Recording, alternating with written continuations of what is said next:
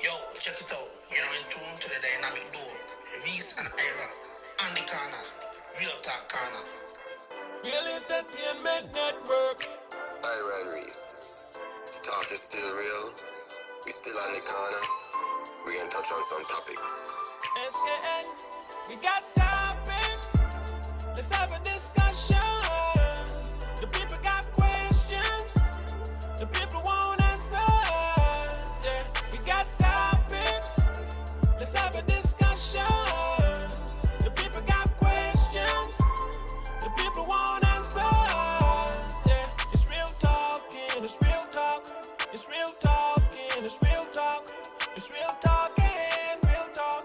It's real talk. Alright, we're live.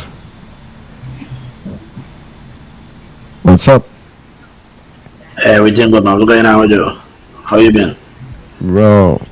You know I got a massive headache, so right now I'm just battling through that. But excited to be back. Excited for the new beginning. A lot of new beginnings around. As you see, we have Curtis Cook in the mix, and Curtis Cook is almost a part of the show. He has been a long supporter, and we appreciate him. So it's only right that we bring him back after his longest battle that he's been fighting for about 7 years now is over. What is this? Oh, I see what happened. And with that, his longest battle, I don't know what just happened there. Hold on, we got off screen.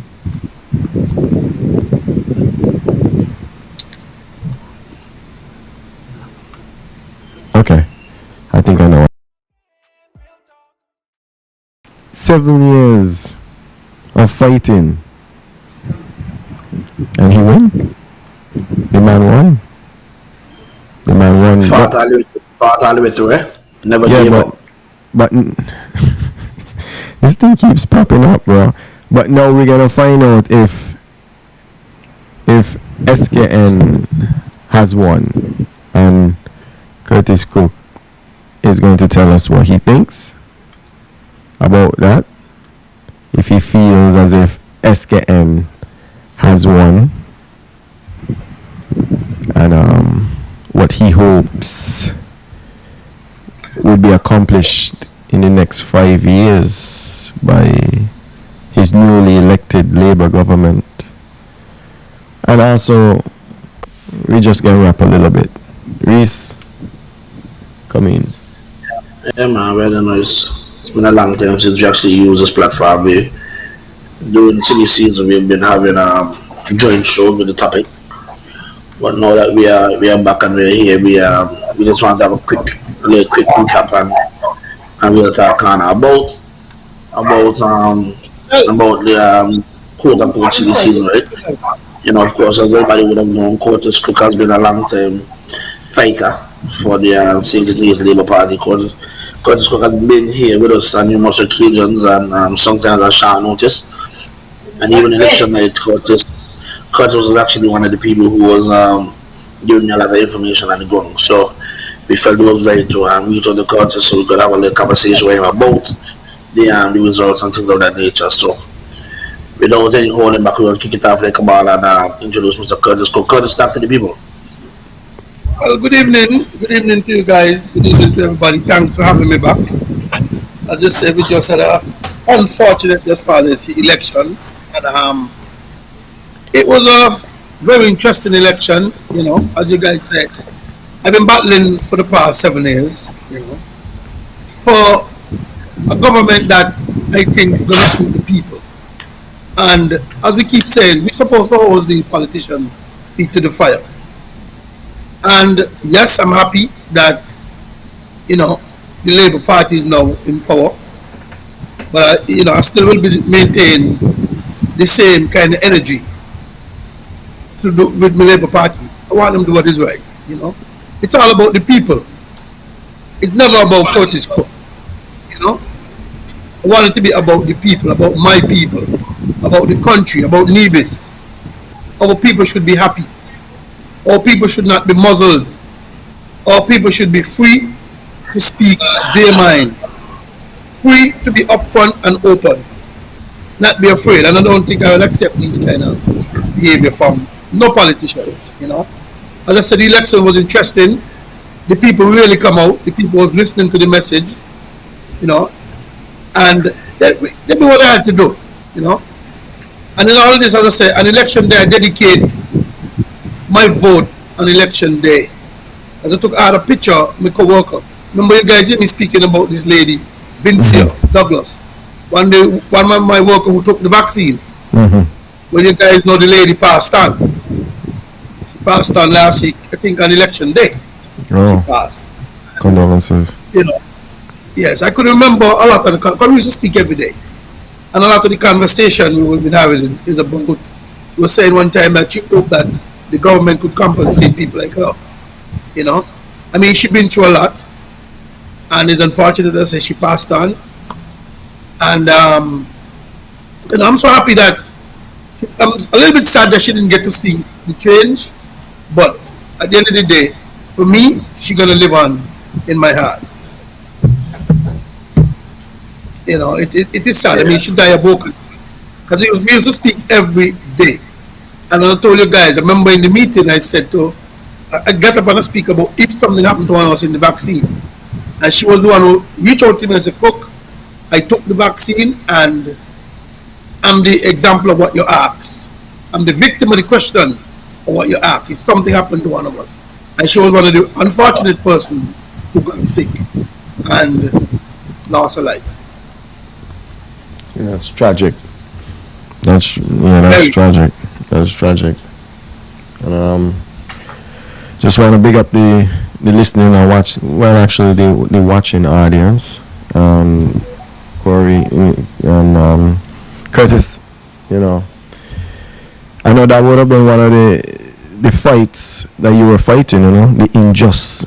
You know, what you felt was an unjust treatment, and the way how the previous government handled the situation surrounding the COVID vaccine, and you know, you feeling as if, well, you know, you were victimized just because you made a right, I mean, a choice based on how you felt and what you felt was best for you and your family. And you know, I see now the PM has said St. Kitts and Nevis is open up for business. Yeah.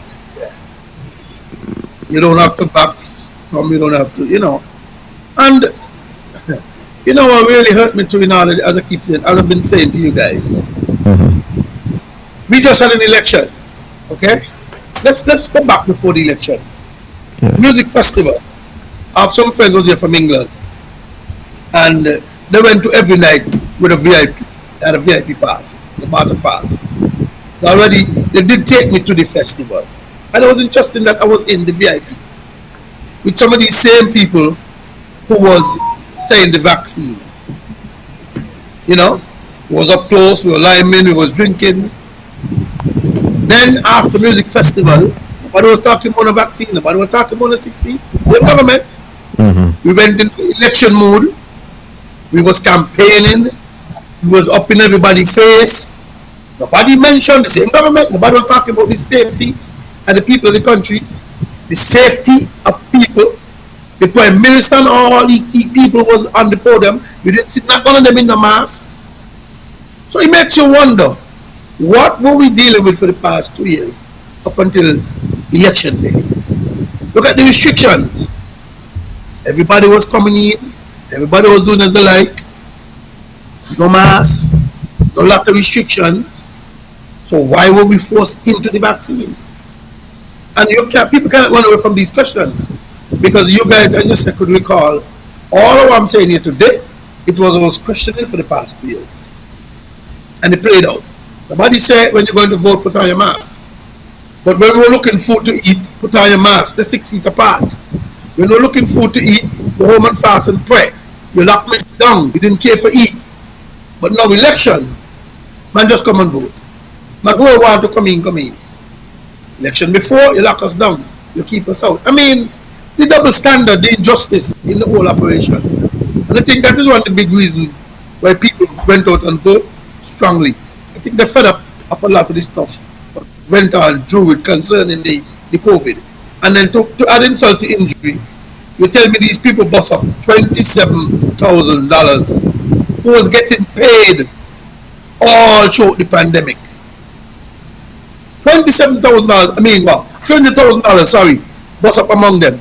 And during the pandemic, every single one of them was getting paid for the 2 years, while the people at home cannot work. I mean, how this could be justice? How this could be fair? How can it be fair? Something wrong. And these are the things I think really angry people. I mean, they get honorarium, $27,000.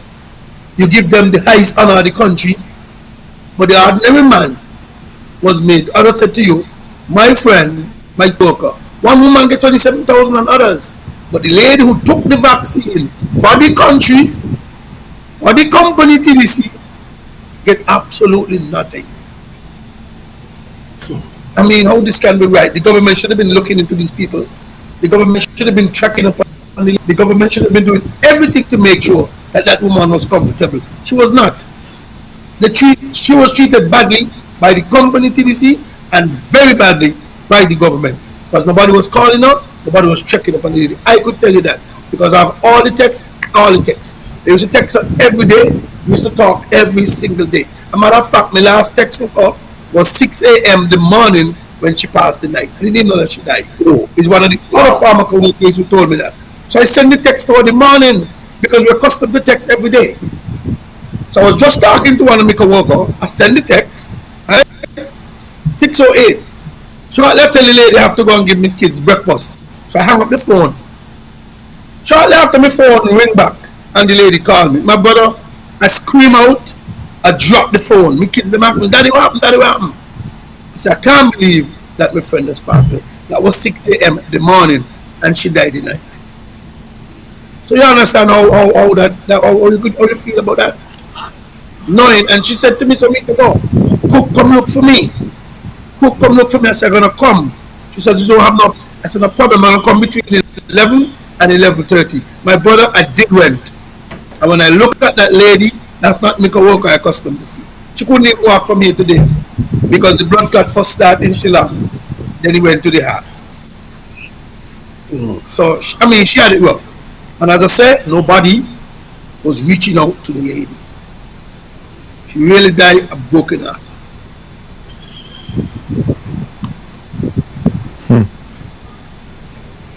Yeah, I mean, in most cases, the government is actually who cover those sort of issues when it, anything that happened with the vaccine.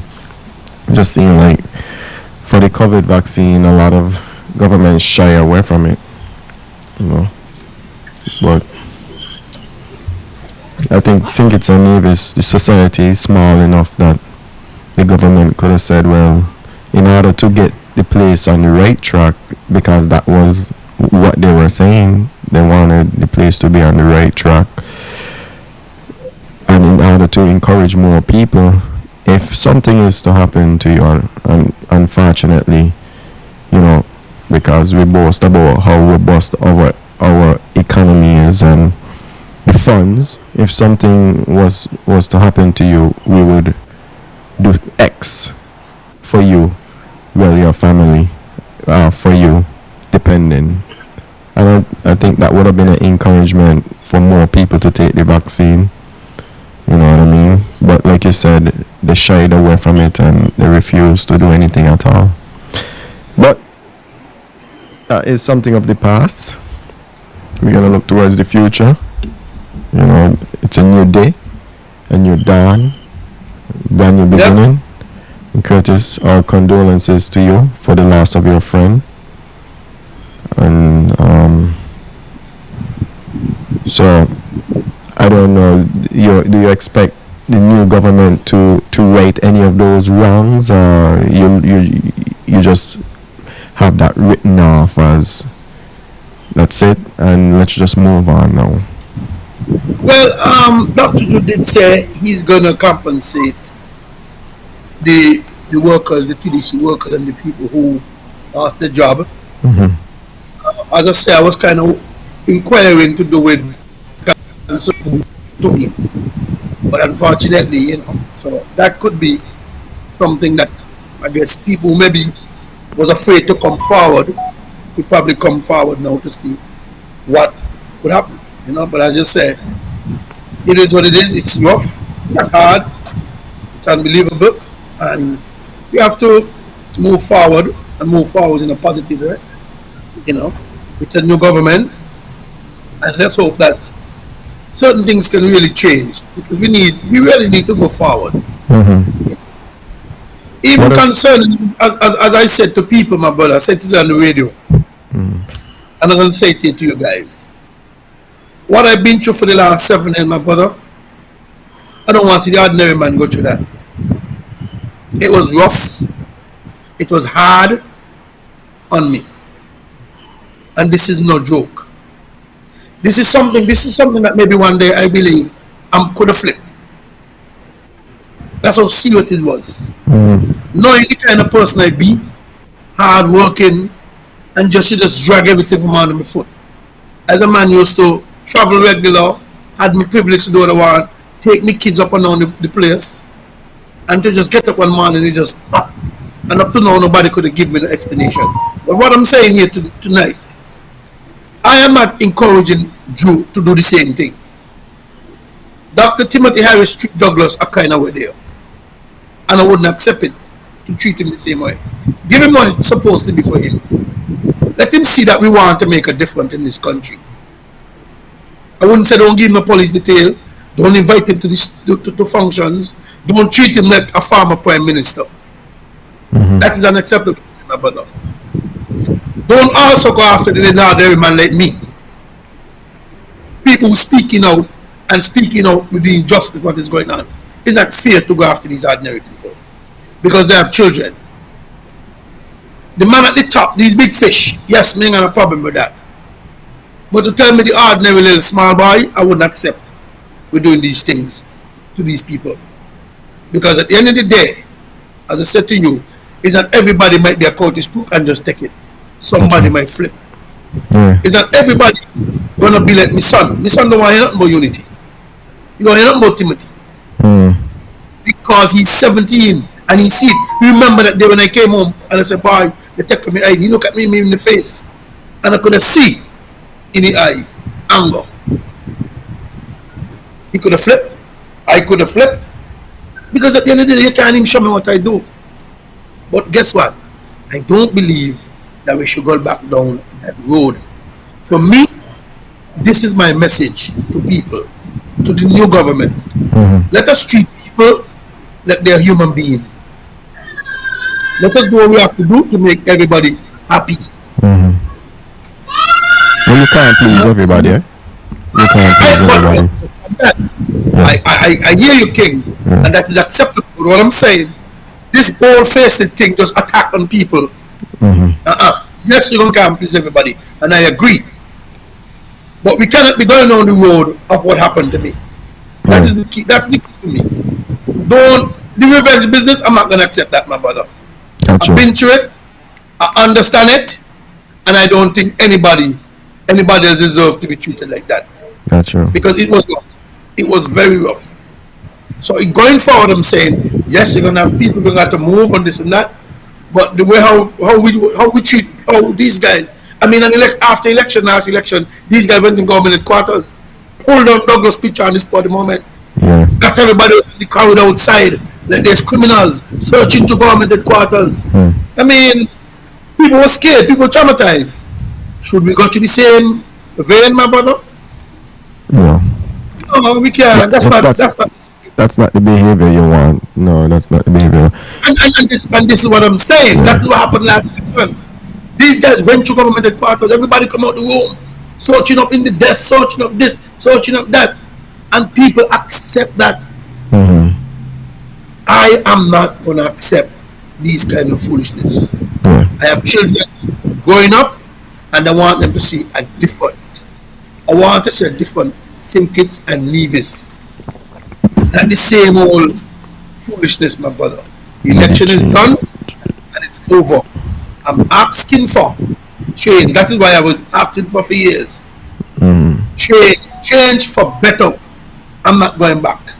I feel you. I am not going back. Whoever votes for vote against Labour, and they must eat. They must eat a piece of this. Is their right to vote for who they want to? Well, yes, some still feel, this person vote Labour. We don't even show who they vote for. So next election, we rein in all these people. Are you looking at bringing all of them on board? Bringing them on board in many ways I can.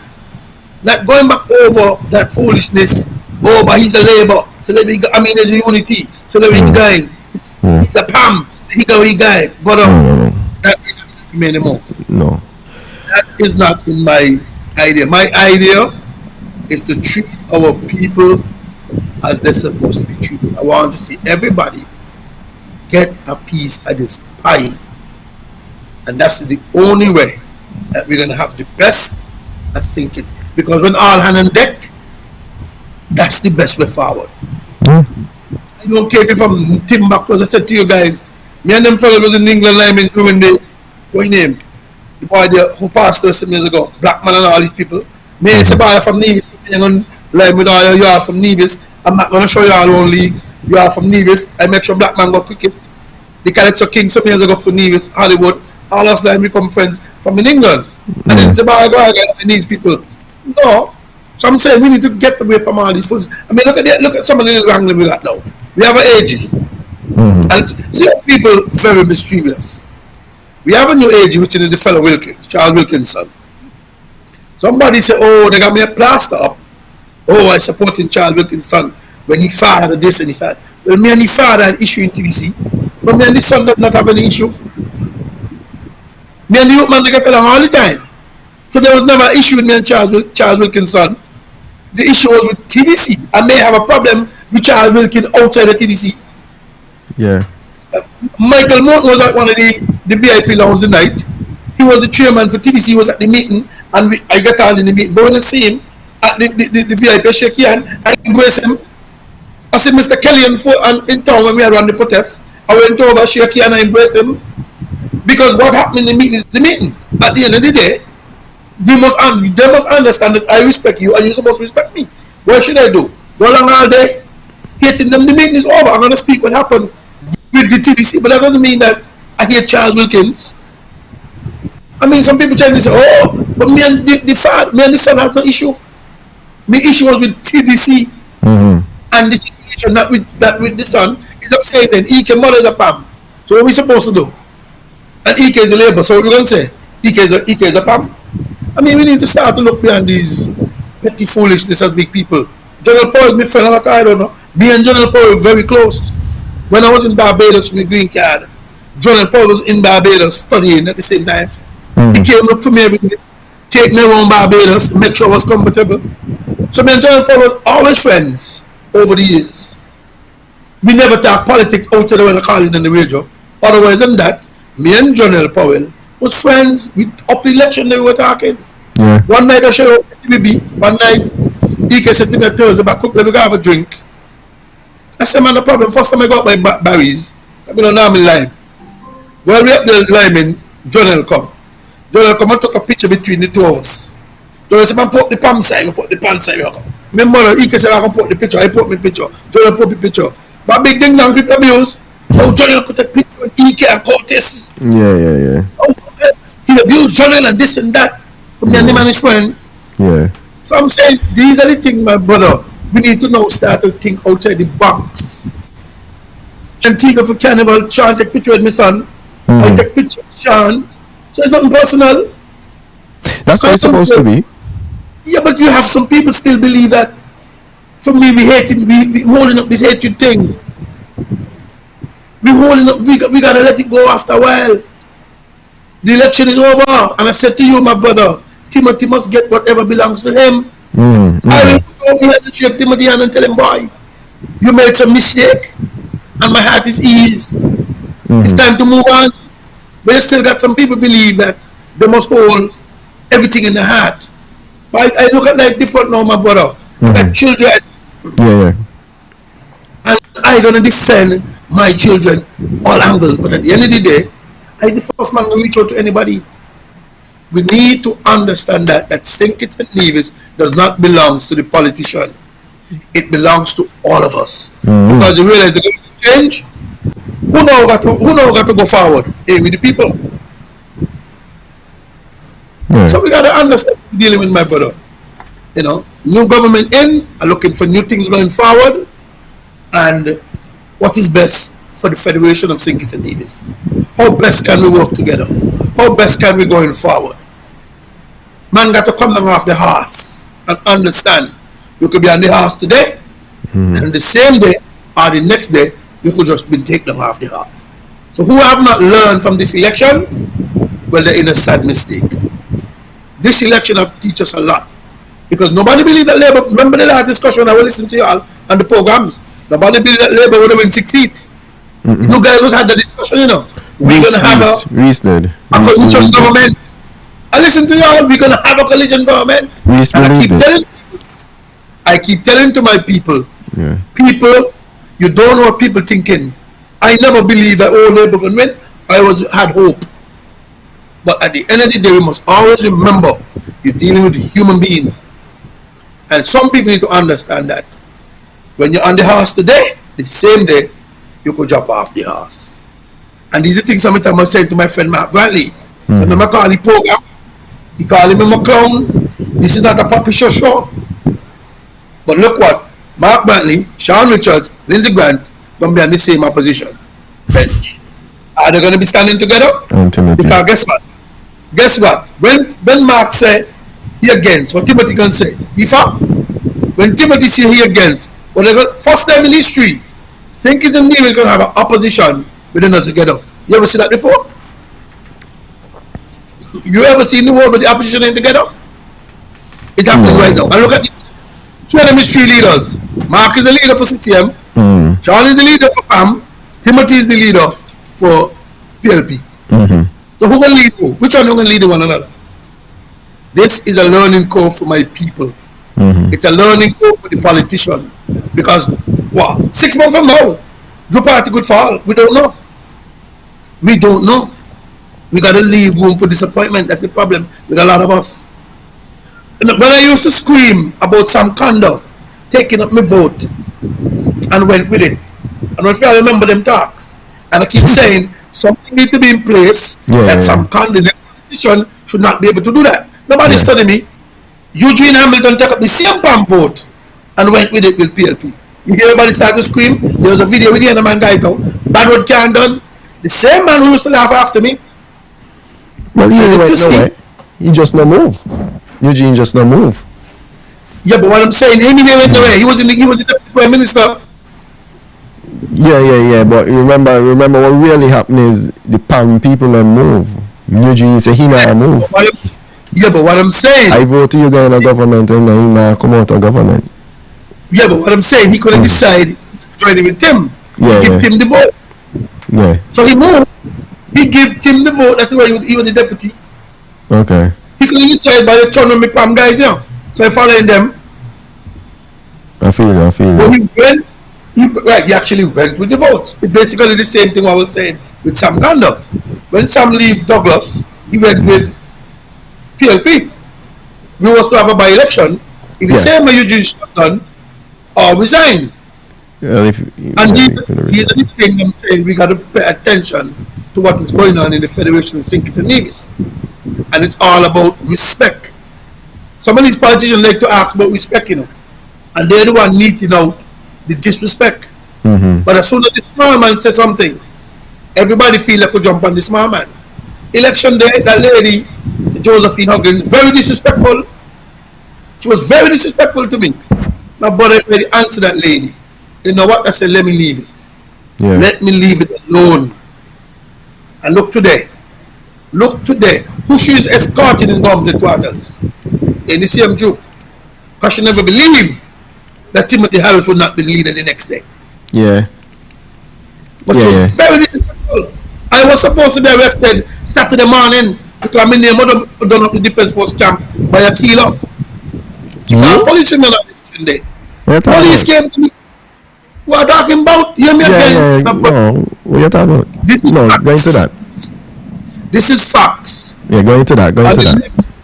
On election day, right over here from by me, there's a place called Nemo. He was going in to vote in his big garage.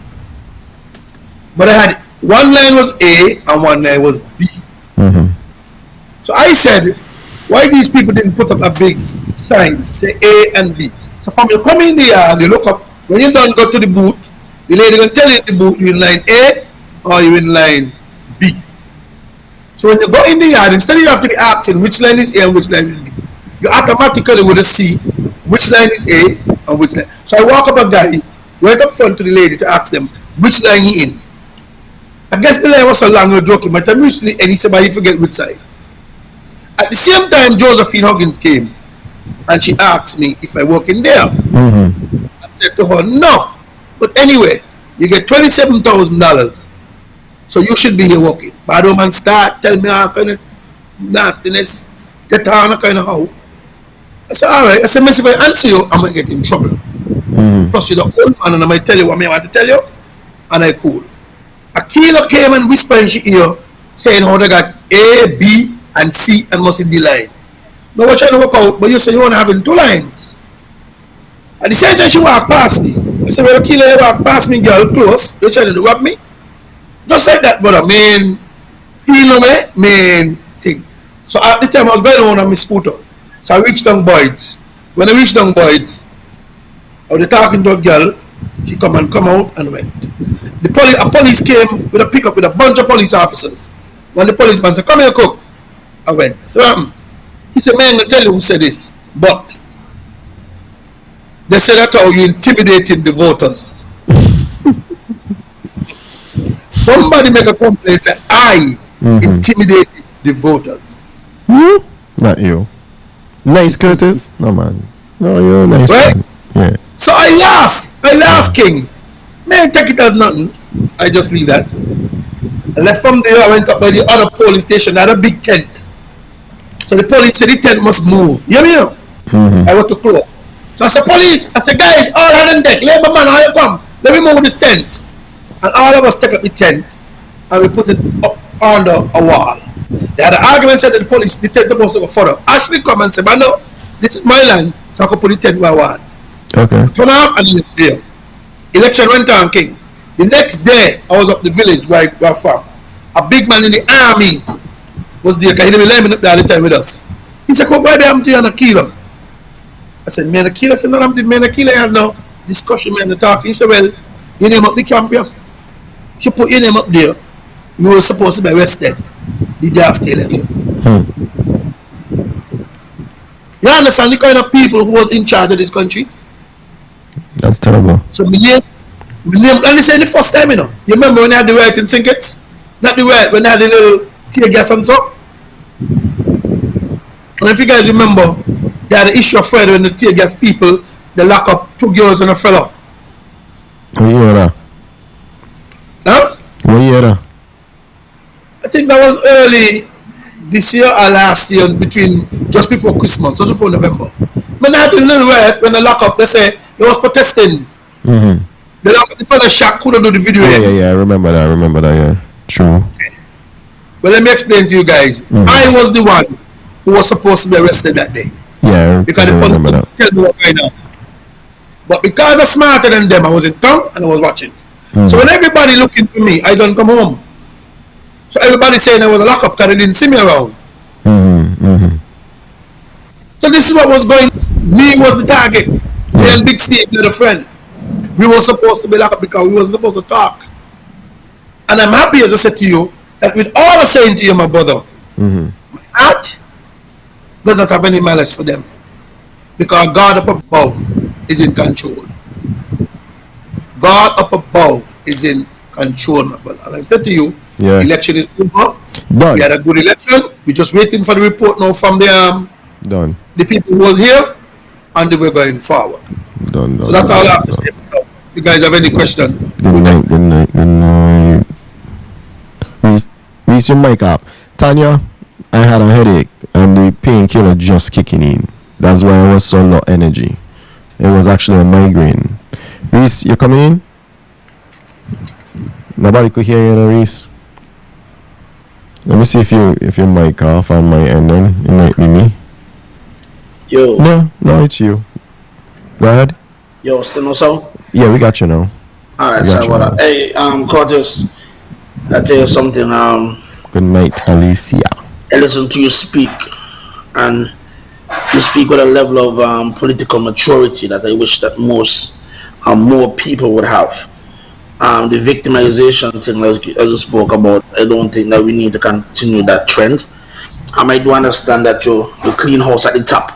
You know, you might take out your permanent secretary and stuff of that nature, but irregular everyday man, I don't feel that those individuals should be losing their job just because they decide to vote for somebody.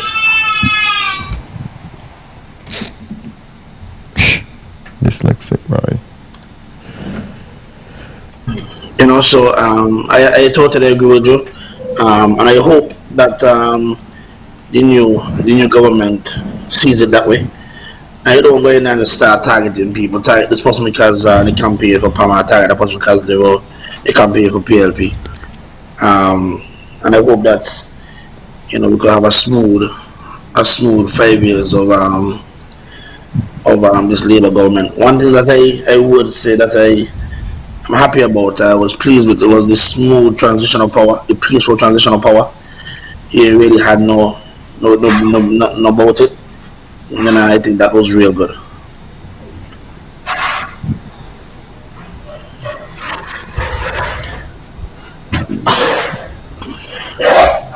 I think Curtis is still there. I think he was waiting. But yeah, I share the same sentiments with that transition of power. I was a bit surprised. I was on red alert, no pun intended, but I was on red alert thinking that by things looking kind of sticky in Syncet. And I think we had the best outcome overall. Definitely the coalition mandate would not have been a pretty one. So given that we have a government formed with just the Labour Party, I think that is the best outcome. And I think everybody agree and everyone can see that Labour won the election.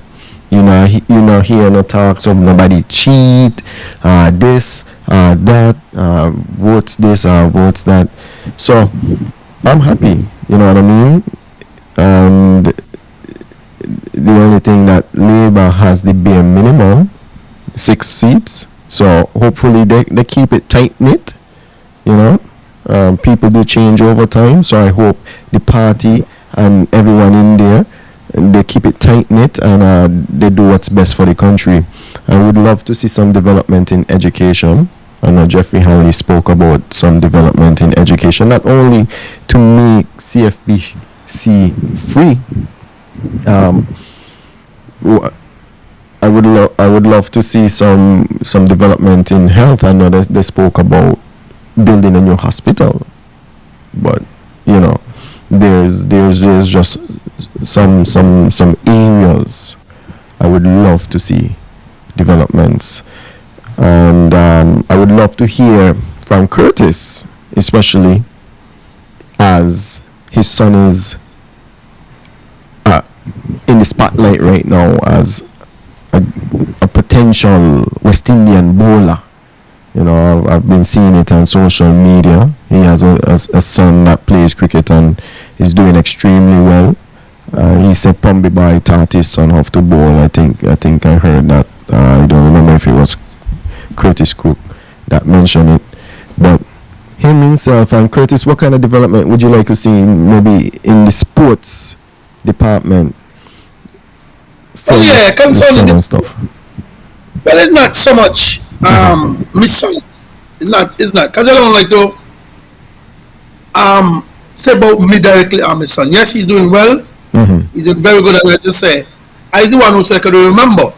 And you see, it's important to remember history and keep history. I remember my first Masters game in Nevis. I was 40 years. First game I played Nevis. My son was with me then. He was young too, probably 3, 4, somewhere around there. And he was at a ground. I think it was at Cotton Ground. No, a ground in town. It wasn't Cotton Ground. It's just, but golf park is there's another ground somewhere. But walking distance. I'm not sure what he's doing.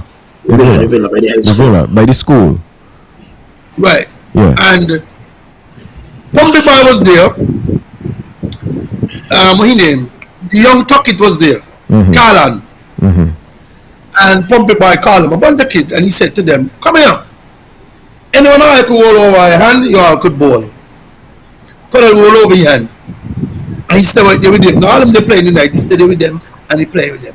In the same conversation I said, one day, I will live to see Cordell playing for Sinkets and Carlan playing for Nevis.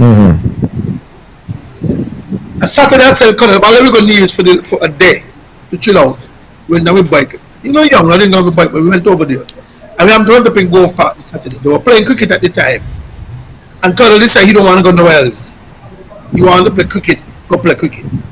Young Carlan again was on the same team. Young, I still got a picture with them. And I said again, I hope to see one day the two of you. My brother, I'm going to say to you guys, the best feeling, one of the best feelings I had in life, to see Carlan playing for Nevis at the ground there outside the airport in Nevis. By the school. Wow. JNV or something? VOJN. VOJN, right. Okay.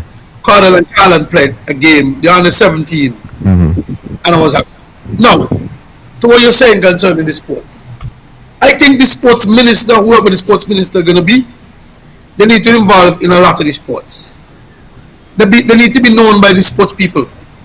The team cannot be traveling and you can't tell me the minister cannot take a 5 minutes to wish the team all the best. And the same way when the team comes back. Huh? Very true, I agree with you. Right. The same way when the team come back, the sports minister also must be there to welcome them home back, win or lose. Can't take a whole day for that. He must be in tune. If you have netball going on in the park, the sports minister must be able to stop for 5 minutes. So he can know the players. Why am I saying this? The reason my stigma will be for this. I could remember West Indies captain to the Craig Brathwaite, the test captain. I was in England. He was the captain at the time. I don't think he was the captain yet, but he was playing for West Indies in England. I got to the hotel. The man went back to his room. He said, what are you doing here? I said, yeah, on holiday. And give me a ticket, a book with tickets, because you remember me from playing for Barbados on the 13. Because I've been around. If you understand the point I'm saying. You got Jakes, who playing now for West Indies. When the game you finish, was way over, I shout him. He put up there and he said, coming back. When he come, the first thing he asked me, where your son? Because he also played for Barbados on the 13. So all I'm saying, we cannot have a sports minister who does not know the players, when players do not know them. That is important. When I come to Nevis, most of the young cricketers in Nevis know me. The same way, the guy who died some years ago, they soul rest in peace, Phil Wallace, the young boy, that was my personal friend. They used to call him the Mark Man. I remember that Friday, like today, because he was supposed to come Sinkets to play with us this Saturday. He said he wanted to play with us on the field in the back of me. So I'm saying the sports person must be fully involved in all sports, not just cricket. Yeah. If a game is at Connolly, the sportsman must come and say, "Bah, hey, I'm here." We play a game in the park this year. And one of the good feelings again, my son bowling at one end, I bowling at the other end. We had a finals in the park in Sinkets. The 50-over finals playing the night. And you want to tell me when the game that night, where is the sports minister? We had the trophy, a guy from Nevis made a brilliant 100. And you want to tell me he went back Nevis empty-handed? I mean, these are the things, not when the big cricket come and the big sport come, everybody showing up themselves. I mean, you see the conversation with me and Juicy in the park. You only see them on the big show. And this was my point. That video When the big show, you see them. Me and the kids, my son went Nevis Thursday, Wednesday and Thursday to play a game. My brother, I went to class the 2 days. He went Nevis, to play another game. I went to class. The man in charge of the Cricket Association came there. May I see one person from the sport department in terms of the person in charge over the sports minister then to come and tell the guys that we wish you all the best. When we get to Nevis, up to now may I see nobody from the sport department in Nevis to say welcome the Sinkits team. But when the CPL team go in Nevis, you see all the camera, you see all the this and you see all the that. And as you just made the point, let's say Cornell make it big. Everybody gonna remember Cornell. Yeah. But when the youth man was there, we didn't remember, we wasn't seen, not just Cornell, what about all the other youth man who's doing well in cricket? Yeah. There's a youngster named Trey from Kehan or Molineux. He went to Antigua. The man made 91, batting at number 7. But he can't make a legal team and nobody saying nothing. I need more to be done in the sports because at the end of the day we put a lot of emphasis on the peace. And I don't have a problem with the peace. Yeah. But we have youngsters who want to be positive in life, to make a life out of sports. But how we expect to go forward if we're not encouraging them? There's a guy named Cordell, same name like my son, who make the Sinkits under 13 team. The other day I called the youth man, tell him back and play. He said, me, who can finish with cricket? He give what he gives because he feels he was injustice, treated bad. The man is 20 years, to cook me in the mountain. We don't want to cricket. A very young, good wicket keeper. Now, let's say, look at my son. They come up with the vaccine. Because he didn't take the vaccine, he can't make a team. He can't go forward in cricket. And you had other players who end up in the same situation.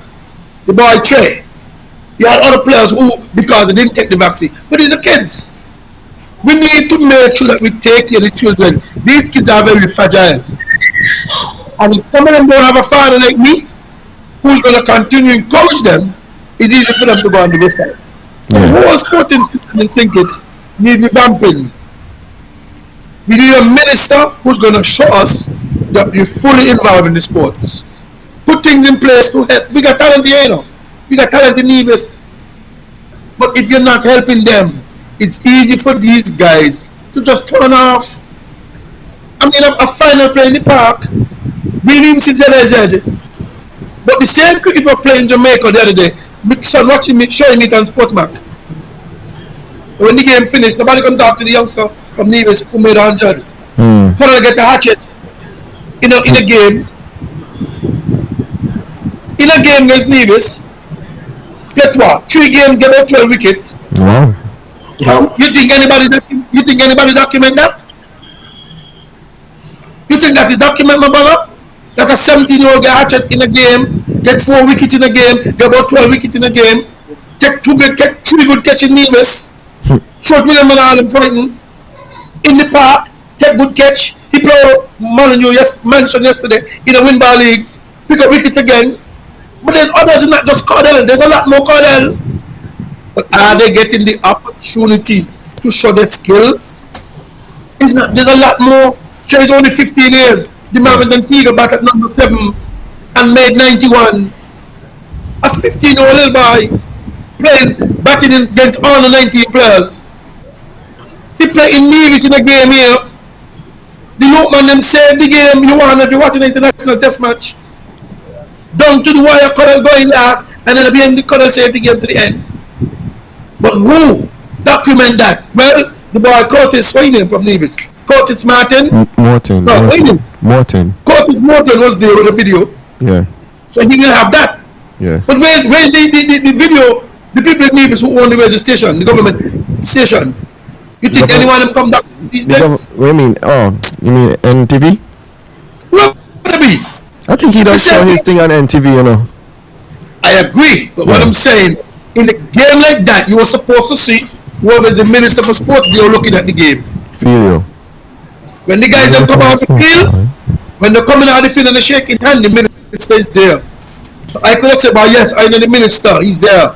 Carl and the Nevis players should be able to say, before we go on the field, the Minister of Sport in Nevis give us a pep talk. Like we remember some years ago, guys. Mm-hmm. And these things need to change. We lost the Leeward Island under 15 tournament some years ago. Sean Richards was the Minister of Sports. The game was beginning in Sandy Point. The fellas them ain't got on the uniform. Sean live in Sandy Point and they come watch the opening game. Think it's won the tournament. We don't spend this lot of money to buy bat, buy this, buy that. Tell to go St. Martin, the government said they ain't got no money. So we guys didn't get to go to St. Martin. They don't have the money? Listen again, this is facts. A matter of fact, you know the guys them get uniform? No. Because I happened to be at the ground. And I went on the radio and I speak how to treat the guys. They bring uniform for them the next day. We won the tournament. I remember a guy some guy, he went down to make 100. That is the same player they're telling you about. He was a part of the team. The little boy was the keeper who said he finished the cricket. We won the tournament in St. Kitts. The next year was supposed to be in St. Martin. When time to travel, pay was done by the cricket stuff, because the cricket stuff expensive.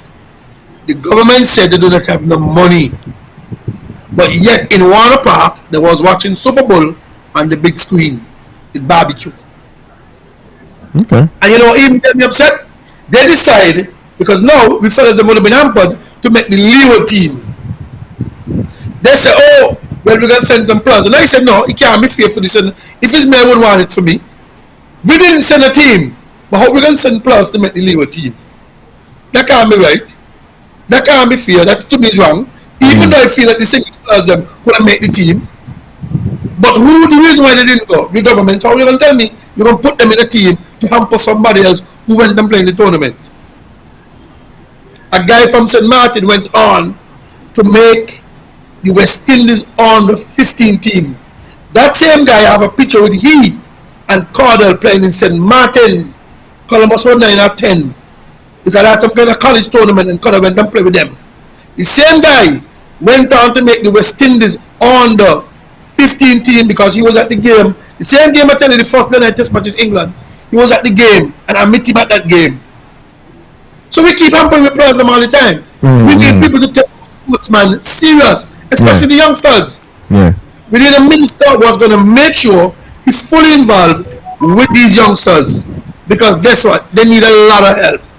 Brother, we have a lot of skill and talent. And when I look at the guys that play Nevis the other day, I'm saying to you guys, I was very impressed with the game in Nevis, St. Kitts versus Nevis. And it's a shame to see that at that game, may see nobody from the government. When the youngsters played the heart out. Because anything in St. Kitts Nevis is a bit stiff. My brother, that was one of the best game I see in a long time.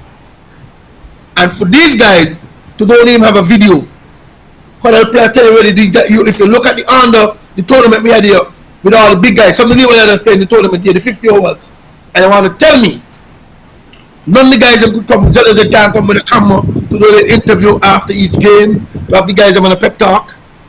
I mean, what is that? How would you encourage these youngsters? What do you think will be happening when the school kids see them? The guys even going to school with them on the radio, on the TV. Yeah, man, look there, look Trey, look Kyle, look this, look that.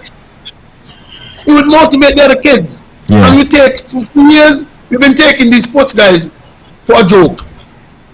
Cricket, football, volleyball, basketball, everything.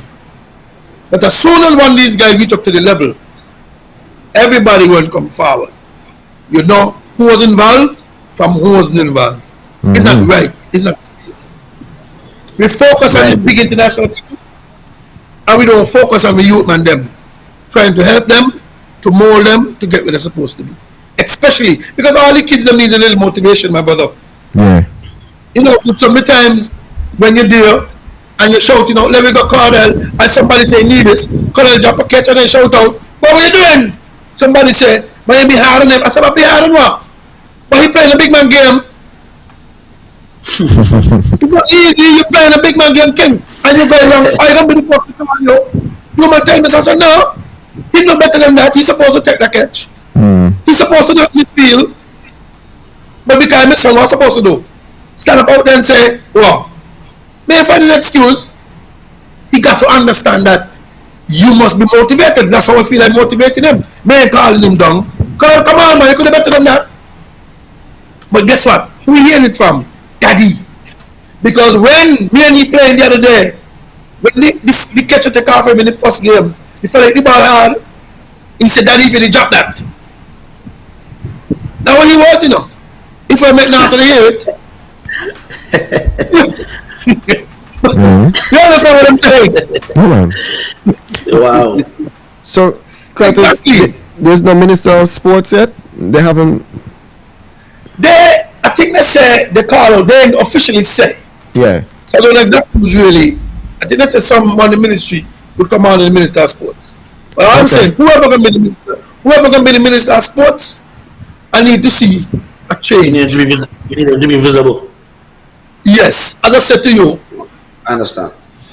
these guys bat well, they played well, Mm-hmm. they bowl well, but there's no clip, there's not the guys them.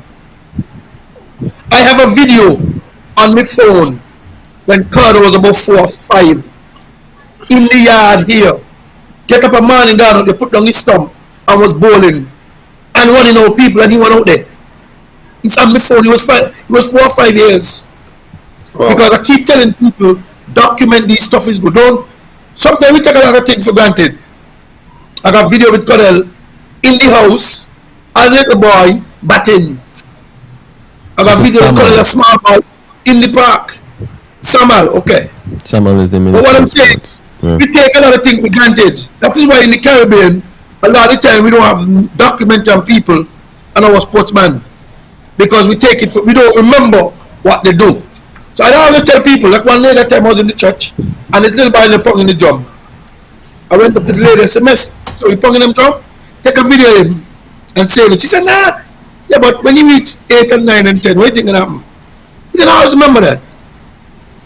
And that's the problem with us in the Caribbean. You ever see a video with Brian Lara when he was 10, 12, 13 or 14? I don't think there's none. Yeah. But when you go back to all the English boys, the Anderson, the Broad, the this, the that, you could show you videos of them. Got you. But we take a lot of stuff for granted. And I'm saying, Yeah, but Curtis, I'll tell you one of the reasons why I think we take stuff for granted is the fact that we don't really necessarily have anything to look towards. Like, for example, you look at track and field, you see Kim Collins, but then it's only Kim Collins. You know, and I think that is one of the things we need to do is we need to start uplifting those individuals who have done it before, so the youth going forward could see, hey, I could reach to this level. You know, they don't have a pedestal, they don't have a level to reach at because there's no one that we actually celebrate. For example, you look at the national heroes.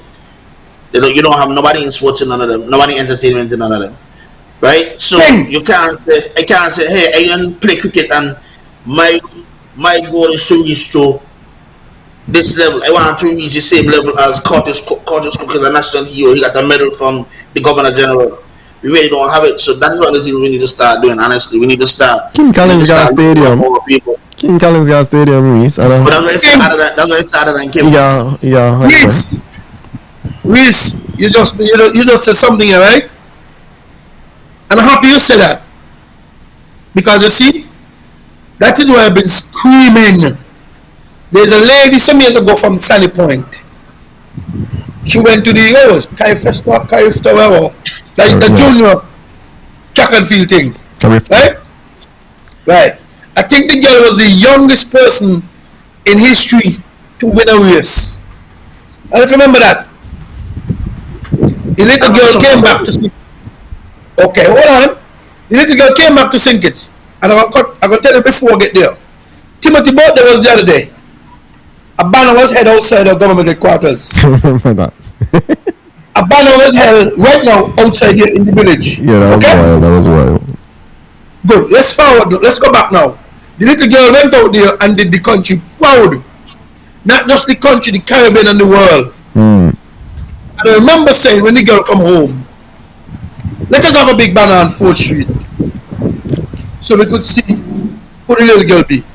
Let us have a big banner on the airport. Let us have a big banner when you're going into Sunny Point.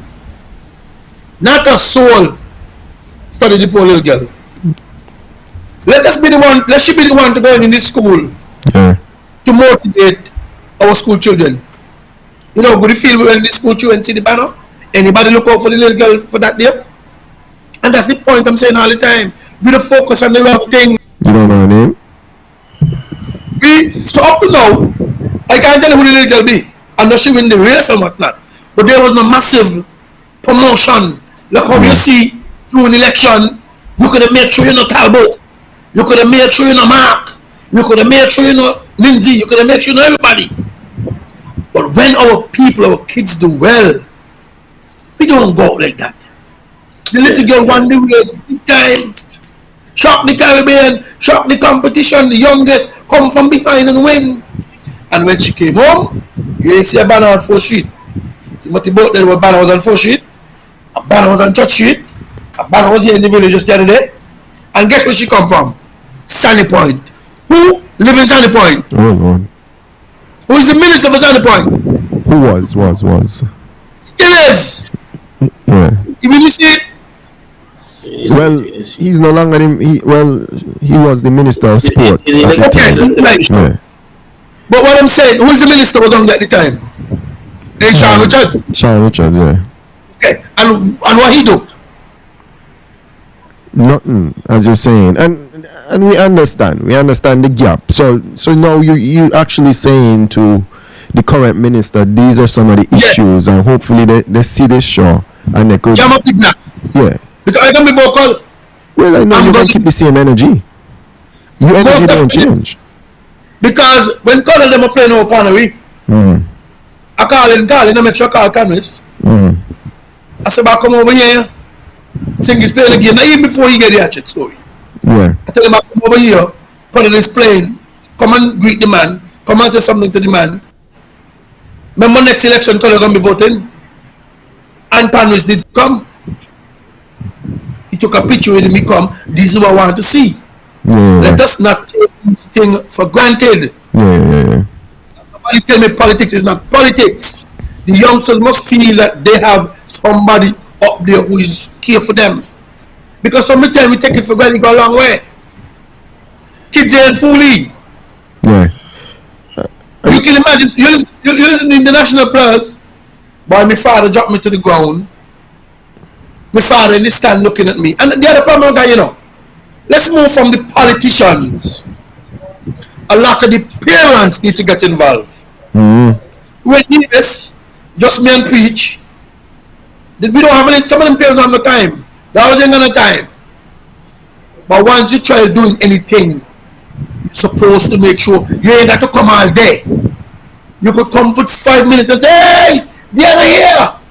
I understand you're working. But Lord, man, a lot of the problem we have in the Caribbean, a lot of us as parents do not support with children. That's the key to a lot of the problems. We take it for granted. Curtis, again, a major part of that again is because as parents, a lot of parents never see nobody make it to that level. So, for example, when you look at basketball, you look at them and saying, well, I see LeBron making it to this level, so I have a chance of making it to this level. When you look at St. Kitts neighbors, you can't tell me nobody who is at that level, and that's one of the biggest issues we have. We need to start respecting our individuals within these fields. Yeah, but Reese, hear what I'm saying though. I understand nobody make it to the level. Hear my point. A lot of the same parents take time out and go to the park to look at the match in the park. We look at the CPL. We get time out to go. They go and watch these games here. And I hear what you're saying. But a lot of the same parents support West Indies cricket. And I agree. You don't make it to the level.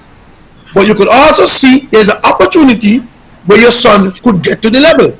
Yeah.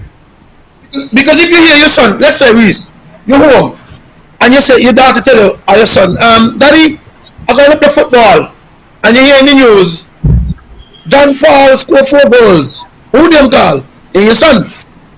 You hear it, you just say, your partner here, this Ira just said tonight, you know, I know nobody make it to the level. But Ira, what you said tonight, boy, your Colonel doing well. Colonel, we know, and I know nobody make it to the level, but guess what? I can encourage him to try to get to the level. No, and definitely right. No, and you're right. We do need more parents to support their children. We need it. And that's all I'm it's not just in sports. In general, we need more parents to support their children. That's one of the biggest things. We don't have parental support. So not just sports. You have youngsters who want to go into music or radio. They don't get the support at all. So, all right. So, in a nutshell, I'm saying though, we have a new sports minister. I want them to be involved. Yeah. I keep saying to a lot to be parent, because a lot of times to it, you could see that the kids them love what they're doing. Because a lot of them go either say to you, if you don't have a strong parent, you get sidetracked. And being there, the sports minister, I don't say, I'm not saying if there's a whole day game, the minister have to stay all day. I'm not saying if it's a whole day game, the parents have to stay all day. But you could just pop in for a second, because you know you're trying to explain. You know about my son got a game in the park, you know. I'll make scoop in the park for 2 minutes. And there's a son, and you move on. I'm saying a lot of the times, the kids them ain't getting the support that they're supposed to get. They're not getting the encouragement to help them, because a lot of them want to be on the journey. A lot of them follow West Indies cricket. A lot of them want to be like Bravo. A lot of them want to be like Dwayne Smith. A lot of them want to be like Pollard. A lot of them because they follow in the cricket. So even though you're saying nobody of them think it's make it, but they're still looking at these West Indian cricketers who is presently playing now, so they feel I have a chance. But we still need to give them the. Let me share one thing though. I want to tell you one thing, right? So you use like Pollard and Bravo, being in Trinidad. One of the things that Pollard and Bravo really had was they had the access to a lot of the training facilities in Trinidad that Trinidad government put in place. We need those facilities here. That's one of the things that we don't have here. So we have people like Atherton and Stuart Williams, Derek Parry, and these guys who don't make it to the West Indies. But then you don't have them in no capacity within sports helping the youth. We need that. No, well, they're not. I think to some, but hold on. Sink has got a facility. The facility in Sink is not the issue. You had some, remember, we had Parry was working with the government some years ago. I think they were on Parry. You had Willett was working with the government. They were on Willett. yeah, that's true. That's true. When is that about? So, No, but then next year, yeah. Parry was working with the government. A matter of fact, the game of Colonel played the other day, the 2-day match. Who do you think was the umpire for the 2 days? Parry. He gave his time and the umpire the 2-day game Sinkers versus Nevis. He gave his time and he don't come and umpire the game. So I'm saying, in fairness to what you're saying again, a lot of the time we jab with stupid politics into a lot of foolishness. Everything. Yeah. Politics are really mixed up. I never asked Parry to vote for, but I know going cricket all the time in Nevis. The last 2-day match for the play, Parry umpire. El Camino Willett always willing to give. But you find the 2 man. Keith down here was doing the academy. Somebody from us, they say he went to Nevis. I don't know what over there. And Keith always giving his time. So in fairness to all these things, what we doesn't sink it and happen all the time. You see me? I always on the cricket. But nobody never asked me, I put up myself to do nothing. You know why? Why he's a labor. But every second I get in the park, as I just tell you, Stuart William will tell you, Tuckett will tell you, know me from cricket, Keith Atherton know me from cricket, Parry know me from cricket, Willett know me from cricket, and all who play cricket for Nevis within the last years. Because I've been around the cricket. Yeah. It gets the same thing. A man tell me in K and used to make joke. He said, Cook, if you was in a gang, all I would do is organize a cricket game because you're going to come. That's why I love the cricket. I was in Nevis for a Naka funeral because me and Naka were close. I went Nevis for Philo Wallace's funeral. Unfortunately, I didn't get to go for Pumpy Boy. So I'm saying I know all around the cricket because of cricket. And all I'm saying is not that people are not willing to help. But when you have some government people who's playing the politics, how can you don't have Willett around Nevis cricket going into the school? You remember his age. Willett could be calling and he want to give a hand, then give a hand. And if Willett is the example, Willett play for West Indies, Stuart play for West Indies, Tuckett play for West Indies, Barry play for West Indies, Keith Atherton play for West Indies, and they're alive. But why the government is looking at them? Powell. Because they're playing politics. These are the facts. So when we get to understand that, let us now get away. I just tell you earlier, get away from these foolishness. Get away from the foolishness. Solid point. Well, don't say the government, eh? Because remember, you're talking about an old government. We hoping. No, I'm saying. Yeah. And I'm saying the present government. Let us go down the road where we're gonna show these kids. I'm not talking about this government. I'm not saying though. Yeah. Let us know. We have a new government. We have a new minister of sports. Yeah. And I'm saying they need to be more involved. And listen. They need to be more involved, not just cricket. All aspects of sport, especially when it comes to the youths. The boy there from Nevis, Tuckett's son, he went to Jamaica, South Africa the other day, where with the Barbados, whatever. The Barbados government pay for everything they say. He mother and his father. He mother from Barbados, right? Yeah, but what I'm saying, Okay. we don't need to understand that, give the sportsmen them a little bit, the youngsters, because it's trying to get them going forward, And these young people today, it's very easy to turn off. The good thing I realized with Godel, music festival, a man called me, say, Coco, I got a ticket to go festival the Friday night. I called him, I said, Coco, you want a music festival? He said, Daddy, no, I got cricket in the morning. Straight. Wow. I called him the Friday night because he said he didn't go in. I went the Thursday. I said, I'm going again. Come in, spend my ticket. I said, Coco, you want a ticket? He said, Daddy, no. He had a cricket match this Sunday, this Saturday. I think when the trial game, they'll play no Canary. He said, Daddy, no, I got cricket in the morning. He will like to go this Saturday. Which he didn't have cricket this Sunday. He went this Saturday. The Saturday night. Oh. So it shows that the kids them are dedicated. Every afternoon, I think about 5-6 kids here now. Because I got about 10 overs every day. And there's a couple of them that come now. They'll be here with me in the yard. Some of them will go on the pasture, do a little drill. But let me tell you something also hard for when it comes to the politics. I used to go to village school. But when you're the teacher, the principal of a village school said, look, I would like you to come and help the village school with the cricket. Big man, when I was at the airport, I used to go on my days off. After the trip to the airport, I then TDC moved me. Then I was working 8 to 4. So I couldn't go. I can remember my friend was in town and the principal met me. He said, look, when she tell the children that you're not coming back, they start to cry. Because I couldn't go. Because the government moved me. So I was helping these youths going forward. A matter of fact, Reese, it's so deep that one of the youth man, I think he's 10 or 11 now, who was a part of that from in kindergarten coming up, he don't come here every Friday. Because I adopted him as my adopted son. In the Margie. Up to the other, yesterday, mother tell me, I could thank you for looking out for Margie and being like a father to Margie. So every weekend, he just left it today. Every day he come here, a weekend and spend the weekend with us. So I'm saying, sometimes these people don't understand how in depth, as simple as we see certain things, how far it goes. You got Jelani Archibald, who is the national goalkeeper today for Stinkits. He play football in this yard here. When they used to tell me run them out the yard, I said, no. Every time Jelani come from away, he come check me. He said, I remember, they used to tell you run us out the yard. Another guy from Antigua, his mother lived in front of me. He called me somebody's cook. He in America. He had a full football scholarship. You know why? Because they encourage all these boys. Look at Devon Elliott.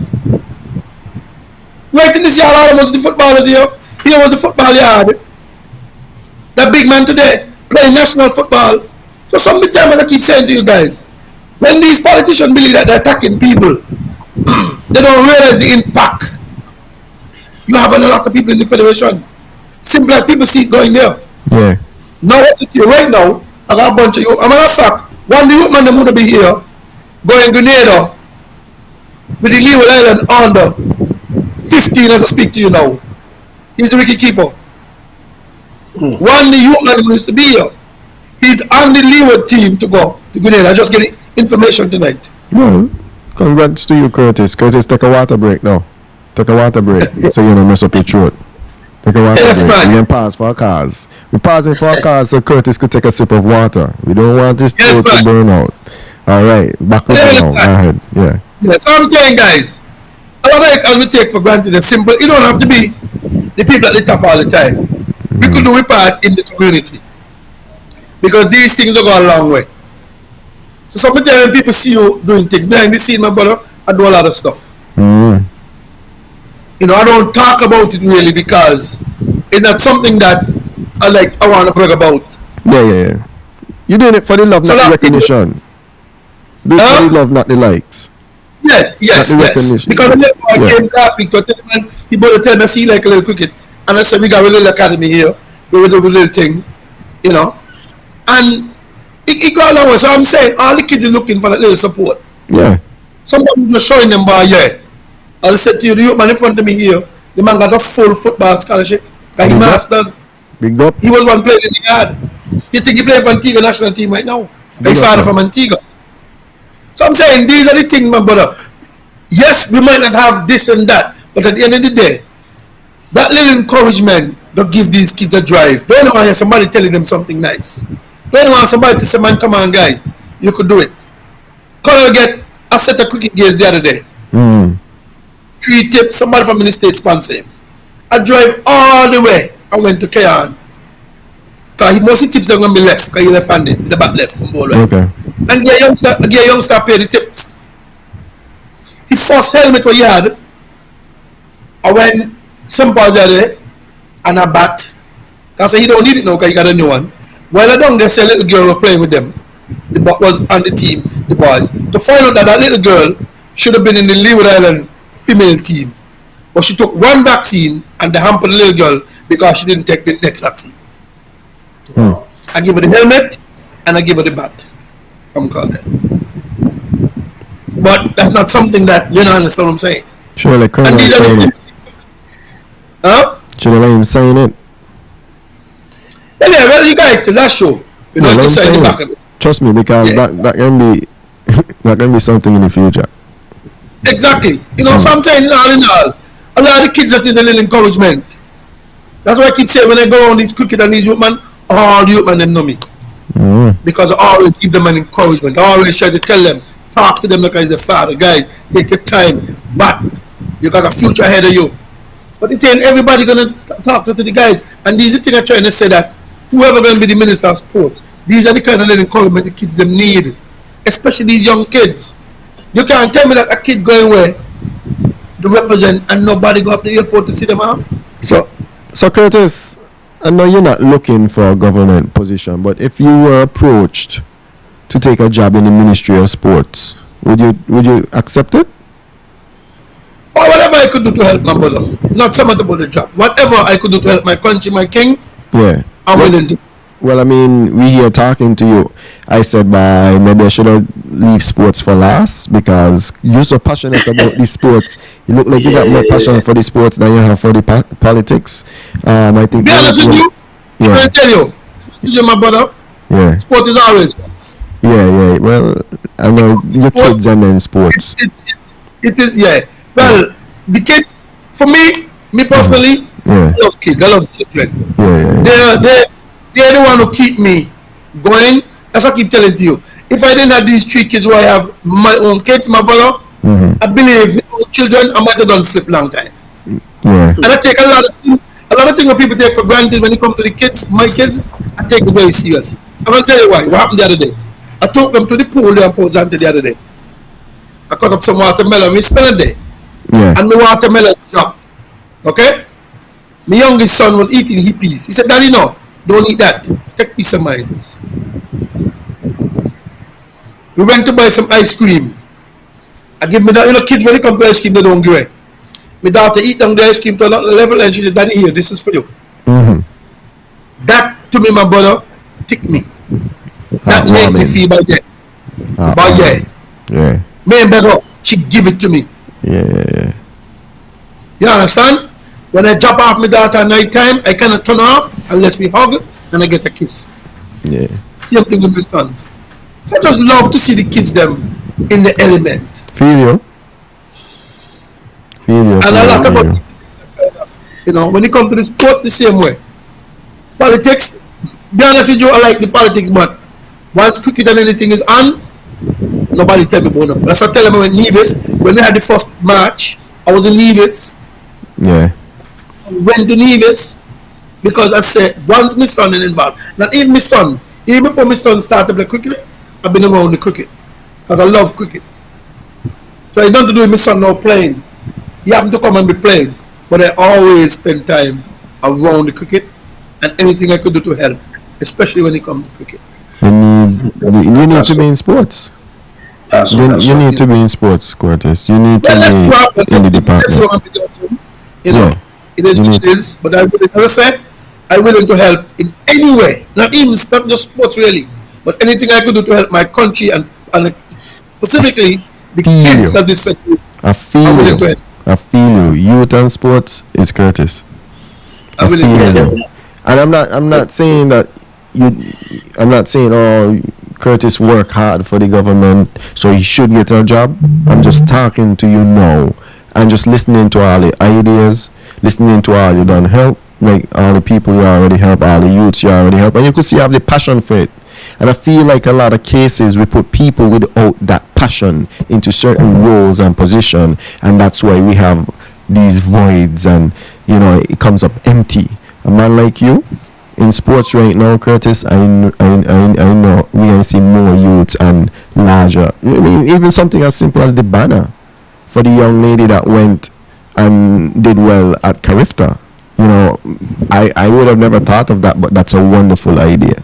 You know what I mean? That's a wonderful idea. Something as simple as that. So we're gonna hope that we see Curtis Crook in sports, and yeah, man, that would be. But Curtis, Nevis got your own sporting development, you know, but Curtis sports in Nevis is crippled right now, you know. We need some help over in Nevis with the sports in Nevis. I tell you, it's crippled. It's crippled, bro. You see, because I think we spend too much time on, as I say, things were not so much important. Look at you said Nevis crippled, and Nevis have some good young cricketers. My brother was impressed with these guys, and as I said to you, I know all of them. Most of these guys, the Powell, this, Stuart will tell you almost the cricketers who play, who used to play, who stopped play, who play. And the question is that we were saying the same thing in Nevis. You can't tell me that Australia play more cricket than St. Kitts and Nevis. Australia and England.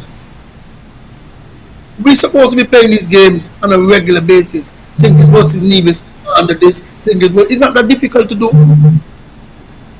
We went Nevis there, we play one trial game. I mean, give the guys an opportunity to be playing all the time. Money can't, nobody give me the excuse about money. Money can't be the major problem. Because we got money. It's just a conversation with the boatman. It's just a conversation with the government. And that's what you're saying a while ago to me. It's back to what you were saying too. And the point you're making now is that a lot of people who in these things, it's not that they love what they're doing. You know, most of the time people playing, but me get the chance and me go country go watch.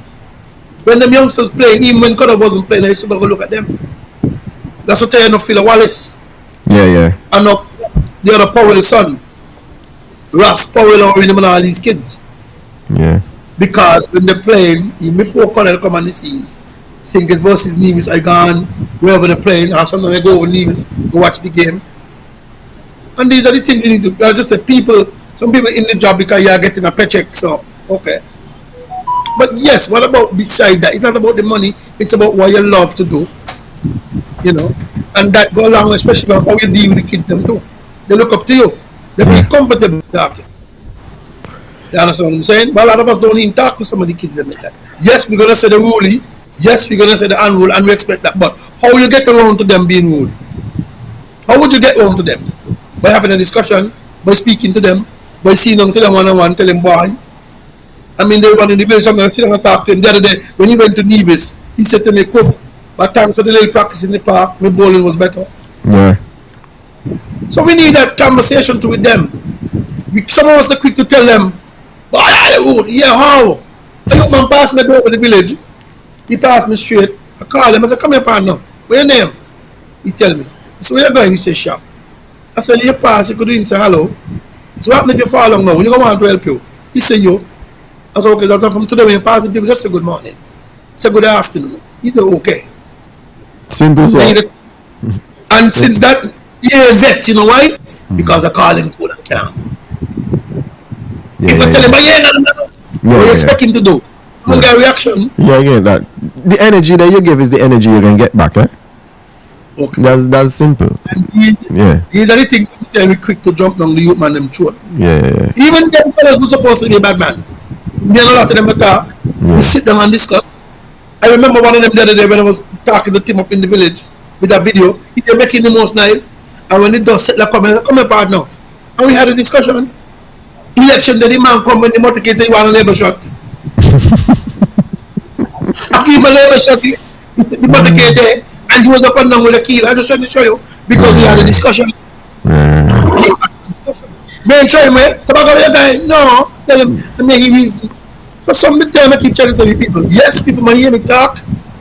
This time when I'm gonna talk, but I haven't. There's other sides of me. There's a lot of sides people don't even know. Like So what? at the end of the day, how we deal with it? How we deal with our youngsters? Yeah. Instead of But causes one thing I would like is to have more investment in the sports. Custom. Any more investment in the sports. We have real talented people, but we have a lot of rat talent. We need a way to curate this talent to make this talent go forward. Because we got real talented youth there. We got some real talented young men here, young men and women, cricketing, running, in football, in basketball. We got some real talent. But we actually got to put some investment behind these talents so that they could keep going forward. And I agree with you 1000%. We have to spend more time with them. We have to, as the guy said, people who like what they're doing, people like the sports. A lot of people like look at CPL coming up, right? You're gonna see everybody in the park with a banner on the neck, them ID, because everybody up. CPL now. When, as I said, when the same youngsters in the park, when they need a little helping hand for free, you're not gonna see these people. Yeah, one of the things we could do too, like summertime, the kids out of school, have like a little cricket camp. I know that sometimes you may see Chris Gayle and St. Kitts. Have Gayle go up in the park one of the times when he let the government take care of it, and let Gayle go up in the park and do a little batting park.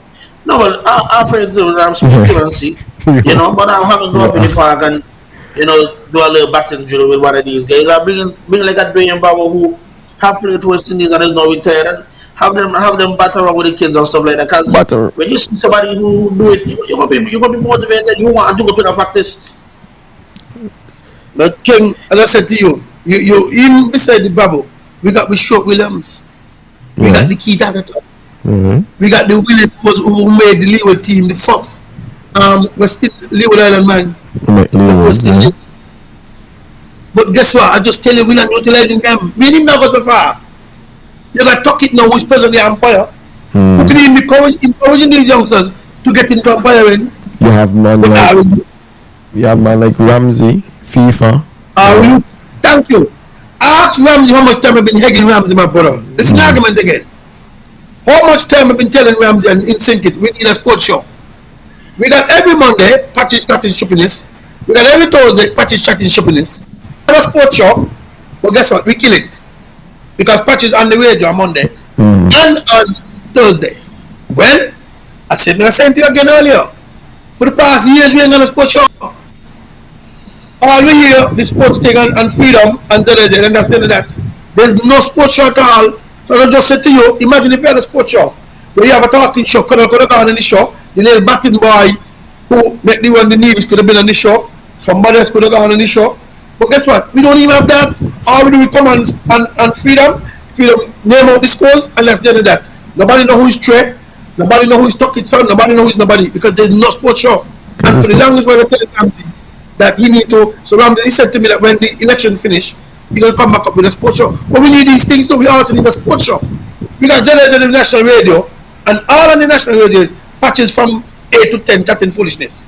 Monday and Thursday. I mean, these things make any sense? No. You think one day somebody, you know what? We're going to have a day for sports. And I said to you again, you made the point. The same cuddle and the same this and the same that. When you have the show on ZSN, the same girl could be up on ZSN, live on the camera, live on the radio, live on the TV, whatever, on Facebook, and everybody's, oh, that is cuddle. That is Trey. That is Elijah. But nobody seeing them. You can have the same clip when he take a catch or he get the wicket and you're talking to him, preparing him to also for the outer world when he got to go to speak to the media. Exactly. All these things we take for granted. Exactly. That's a huge point. We don't even have somebody teaching the children them how to do a tie. Yeah. We don't even have somebody teaching the sportsman how to teach with a fork and knife in case they go out to a big function. What glass to use or what glass not to use, because we take all these things for granted. Yeah, it was a huge point, yeah. But yeah, that's what I'm saying now. Well, Curtis, that's a major point to this, Mickey. Curtis, that is what this network is for, eh? Just so you know. So, if your son and a couple others want to come and have a conversation with us, you know, we're willing. You know, we could talk about Caribbean sports. The kids that they need to be known. They need to have the little opportunity. Because a lot of them, even Corel is very shy. Even after the game, they said to me the phone, but Corel come, do a little interview. I said, Corel, no, but do a little interview. And he like, yeah, you know. These are the things we need to also help them, because guess what? If they get to the next level, we can't wait when they get there. Yeah. They need These are the things we take, but we take it for granted around here. Tell somebody, so, what about men tell me? Corel make a West Indies team like now. Let's say India under 19. You go on England or Australia. He don't know it's a buffet, so he full up the plate. It might sound funny, but it's a buffet. You ain't got to load the plate, king. You go eat, you take up the glass wine and throw in water or some kind of food. It might look funny, but it is table manners. You take up the chicken, I mean, certain things we need to understand that, because when the kid's gonna get there, how you tie the tie, you know, how you talking to the media, you're laughing, or you at certain function, and we need to prepare our children. That's why even said to you here, when I give my kids something to eat, I make sure I tell them, hey, get the fork and knife. Yeah. My daughter, they set out the table. My daughter, the little girl, 7, set the table.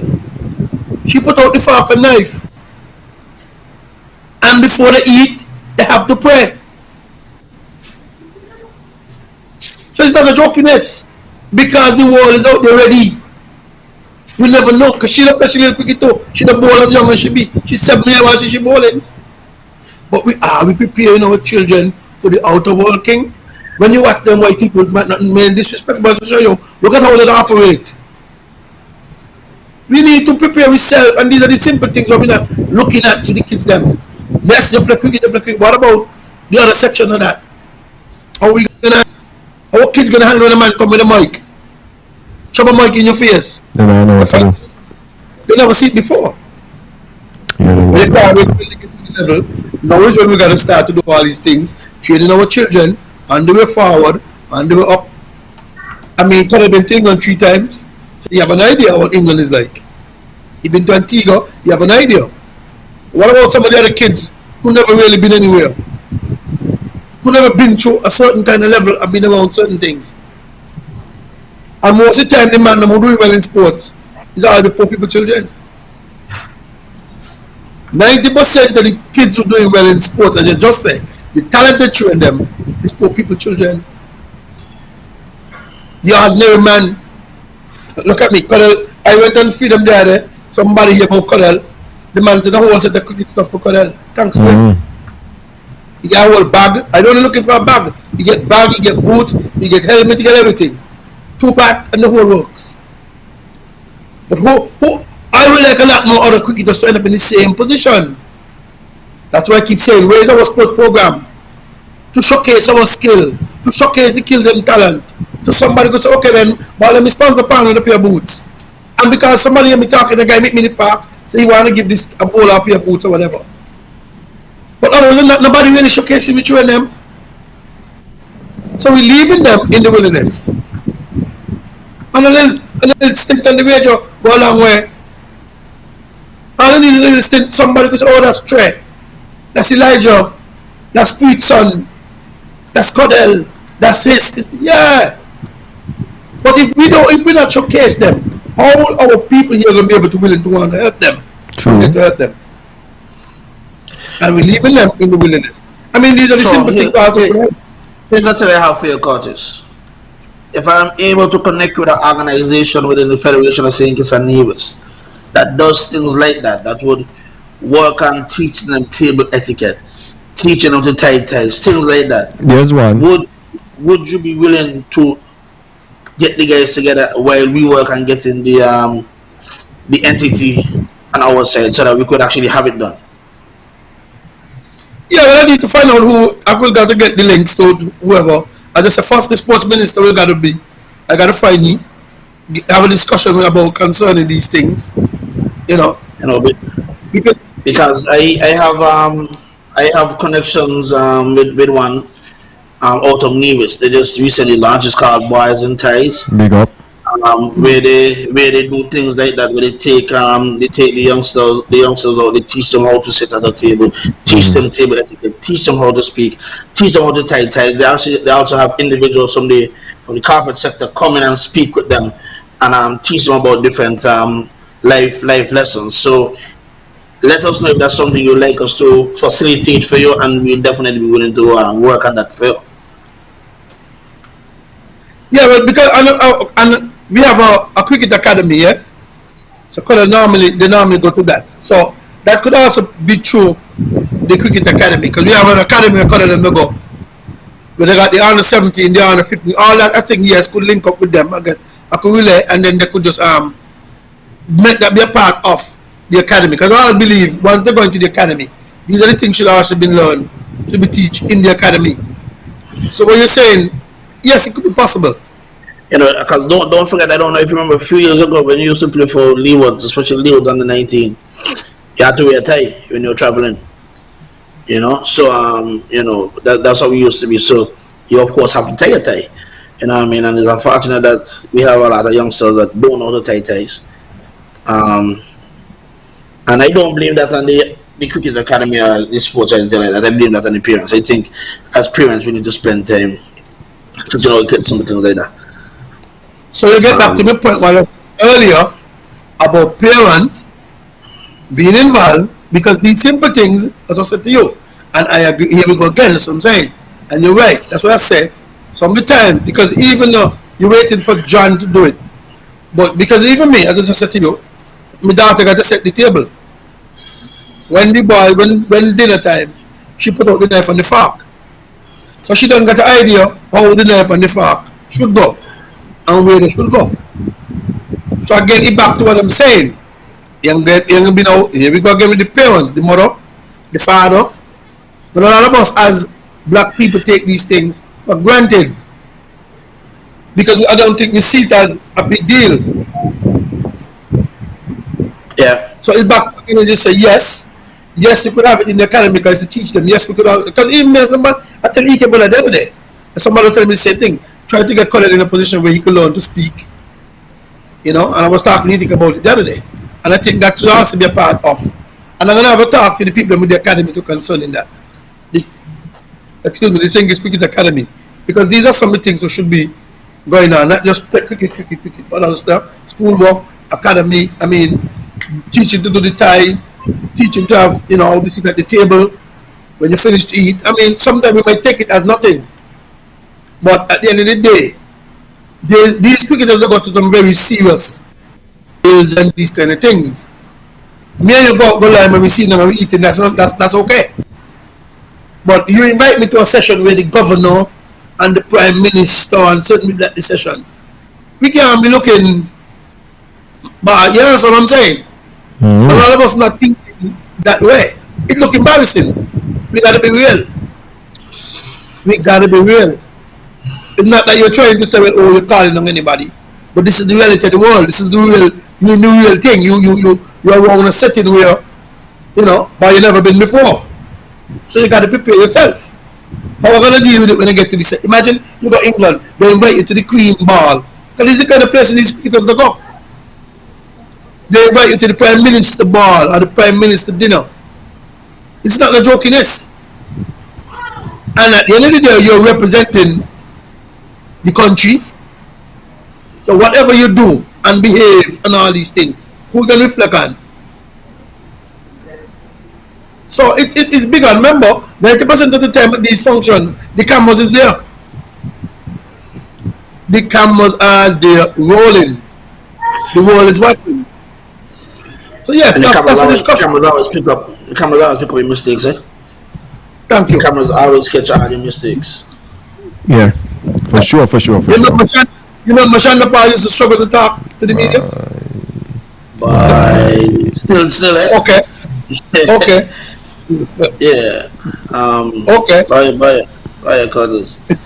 By Curtis, I ain't gonna lie to you, boy. We come on the show with the idea going one direction and we go another direction. The truth is, man, this has been a very productive conversation. Love it. And we really would like to actually keep in touch with you about the sports too, because that's the way how our youth are able to express themselves and express themselves freely. Once you go out on the field and play, you're inside the boundaries. The outside world don't matter. You go on the football field and you're inside the football pitch. The rest, what's going on outside where it doesn't matter. That's their time of freedom and their time to free themselves. And the passion that you have for the sport is astronomical. Actually, I didn't know that I know that you follow the sport, I know that you play cricket, but I did not know that you were at this level where you're almost like an activist for sports. And it's real good because we need people like that. Yeah. We need people to actually fight those kind of fights instead of just always fighting politics and back and forth. Sports is something that we need to actually focus on. To give our youngsters an opportunity and a way out and an opportunity to make it forward. So it's a serious thing, but I really appreciate your touches on the sports, boy. You really have opened my eyes, and I would like to say a lot of the viewers' eyes as well to some of the plight that the players will be experiencing. Yeah, man. Yeah, let's say I've been around, my brother. I've been to England a couple of times. I've been to some really top places, top people, cards. So I got the ideas of how, what the world is like. That's what he used to tell me, son. Brother, when you reach 10 years, you're gonna pull your suitcase. That's the first time you're gonna go to England. You've been there, you see, so the opportunity is there, and once you go, then you understand. Then it's just a relay. Whatever you can do to help, I will help. Whatever you do for me to help any youngster, doesn't matter who, I'm willing to help. Because as I say, I love kids, and I think the kids them deserve a golden opportunity. They deserve a chance. They're trying their utmost best. We could see it. We could see the passion in them. So I really believe that going forward, as I said, the present government, these things that we need to know, try to be working on going forward in helping our youth. Because I think our youth need it more than ever. And 90% of the time, most of our youths who are in the sports is poor people, children. Definitely. That's the Curtis, you laid out some excellent ideas. I just hope you get the chance to be a part of the execution of those ideas.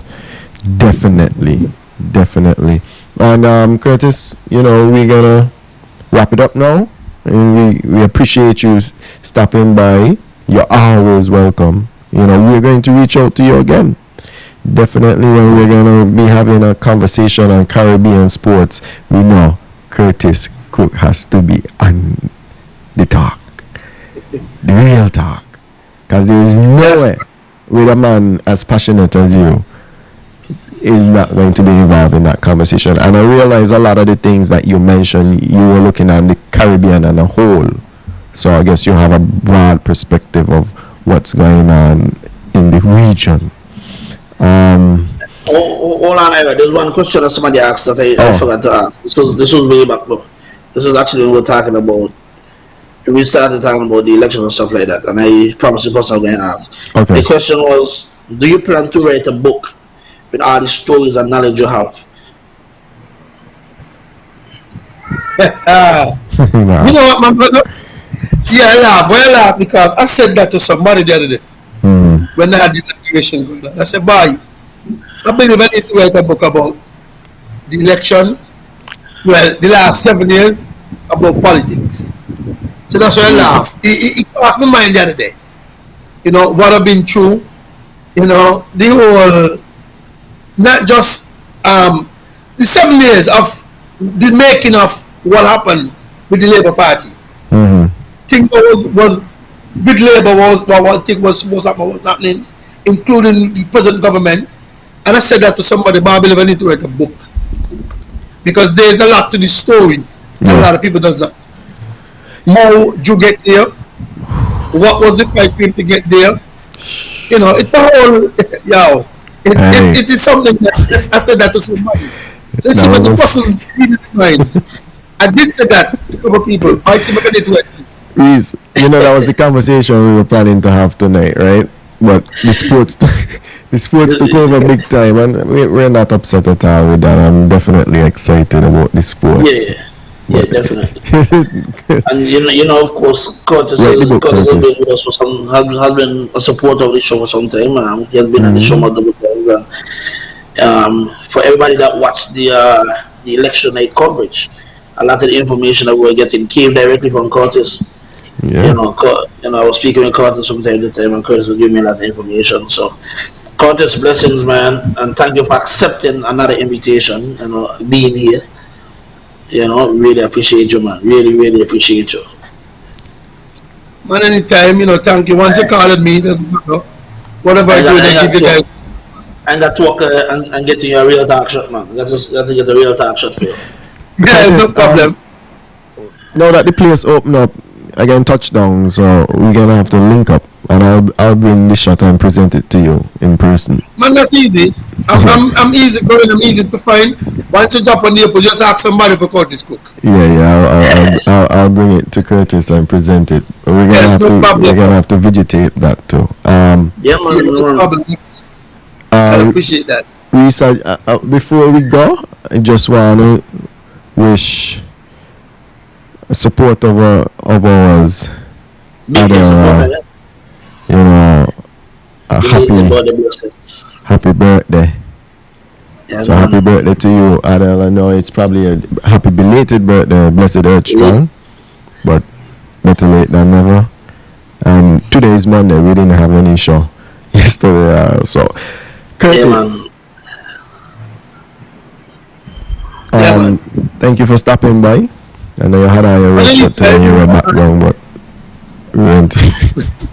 No, that's just yeah, man. Anytime you guys call me, I'm always available. You know, and I just want to keep the energy burning. You know, whoever in, do what you're supposed to do. At the end of the day, my priority is about the youths. Yeah. The way forward, Federation of Sinkers and Nevis, and I want to say a special good night to Cardell, Joshua, and Natisha, and Marjorie, my little adopted son. I mean, these kids are the one who keep me going.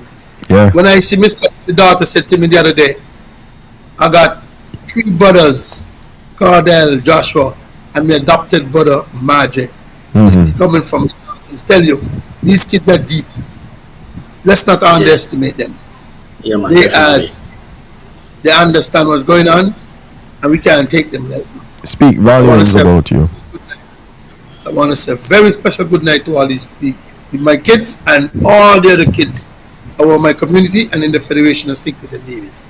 Whatever it takes for me to do to make sure that you kids are comfortable, I will do. It's all about you, not about me. It's about your future. It's about the Federation of Sinkers and Nevis future. Whatever it takes, I'll be willing to help to do whatever I can do to make sure that the kids in this federation are comfortable and are happy. And I want to say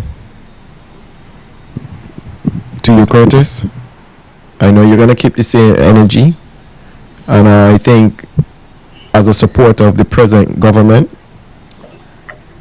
it is a part of your responsibility to keep increase the energy even, and I hope they would listen to you if you try to tell them certain things they're doing, they're going the wrong way. And I just want to say, just keep the same energy, Curtis. You're a genuine guy, so I want to see that genuineness throughout the 5 years of this Labour government. And big up to the kids. Big up to the kids. I wanted to leave that for last. I didn't want that part to be overshadowed, but big up to the kids. And big up to you, Curtis. It speaks volumes. Thanks,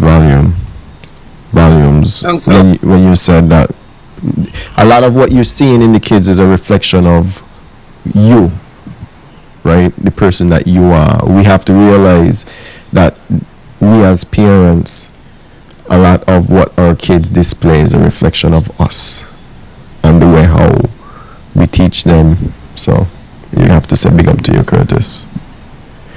Large.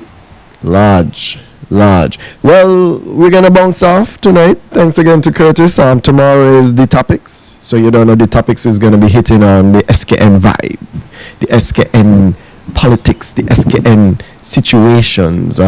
Next week we're gonna be back here on Real Talk Corner. We have a special guest. We had a special guest tonight in Curtis Cook, but next week we're gonna have a special guest in a young man that went through a very hard situation. He grew up in Liberia, Africa, during the Civil War. So we're going to be talking about the Liberia Civil War and some of the traumatic experiences that one may have experienced and the long effects of that war.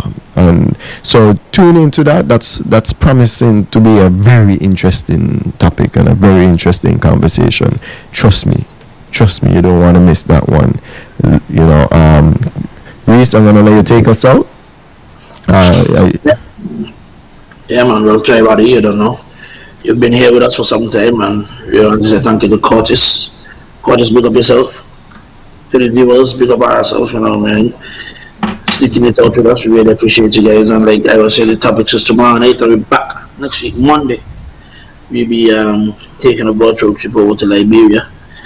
And we'll be having a look at the Liberia Civil War. But until then, we want to say bless up to everybody. Good night. Curtis, good night. Yeah, man, cheers. Bless. We keep taking it as we go higher. Yo, check it out. In tune to the dynamic duo, Reese and Ira, on the corner, Real Talk Corner. Real Entertainment Network. Ira and Reese. The talk is still real. We still on the corner. We gonna touch on some topics. SKN, we got topics. Let's have a